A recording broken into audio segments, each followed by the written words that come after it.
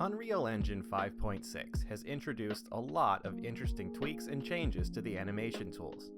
Among the most notable is this colorful little doodad right here. This, dear viewer, is the Tween slider. In previous versions of UE, it was hidden away in the Animation tab, but with the latest update, it's been unearthed, polished up, and rightfully placed front and center. So what exactly is the Tween slider, and what is it going to do for you? Let me show you. Here we have Quinn.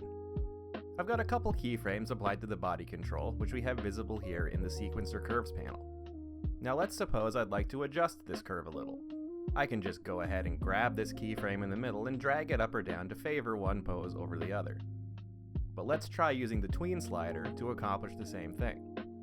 I'll select this breakdown key again, but instead of moving it manually, I'll use the slider to adjust its interpolation, either by dragging the handle directly or by holding down the U key and dragging anywhere on the screen.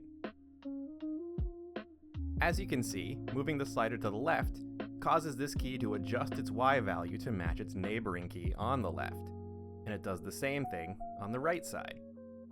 Now that's all well and good, but how is this any better than moving the key manually? If you're animating from scratch inside of Unreal Engine, the mileage you get out of the Tween slider may vary, but this tool really starts to shine when dealing with baked animations. So here's an animation I've brought in from Mixamo. It's not looking too bad, but there are definitely a few things that need our attention.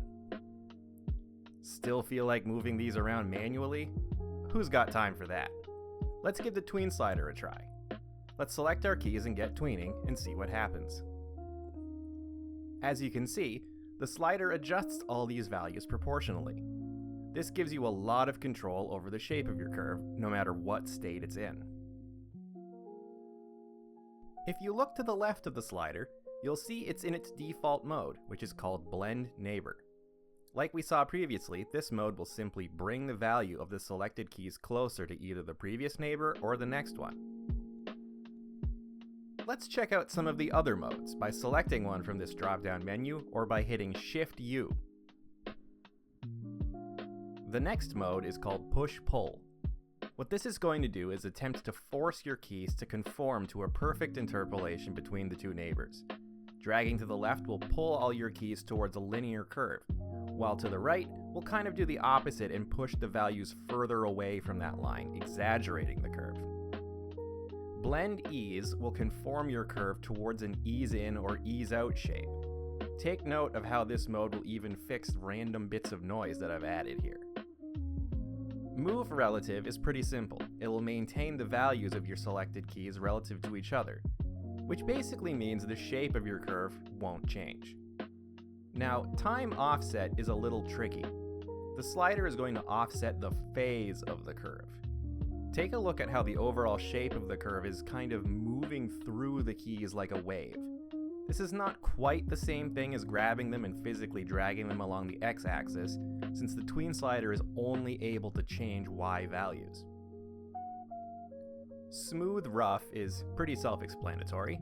Using this mode, we can pull the slider to the left to smooth out any noise as the tool does its best to find the average of all the points in the curve. Pushing to the right will have the opposite effect. While we're here, it's a perfect time to point out that letting go of the slider handle will cause it to snap back to the center, allowing you to apply the effect multiple times. This is something you may end up wanting to do with the smooth effect if, for example, you're working with mocap data that has a lot of noise in it. And finally, we have the plain and simple Tween. This one works a lot like Blend Neighbor, but with one difference. The moment you touch the slider handle, your selected key or keys will immediately snap to the exact middle value between the two neighbors. This can be useful for something like foot sliding. You can make use of the easing slider to get that foot control into your desired position, and then switch back to Tween mode and flatten the curve out. Now, let's suppose you drag this slider all the way over to one side, but it's not quite giving you the effect you're after. You may find it useful to switch to overshoot mode by clicking on this little icon here or hitting Ctrl-U. This will double the range of the slider, giving you a little bit more flexibility when you need it. Another thing I'd like to point out is a situation like this. Notice that the Bezier handles of this key are not being adjusted, while these ones are. This is because these keys have different handle types.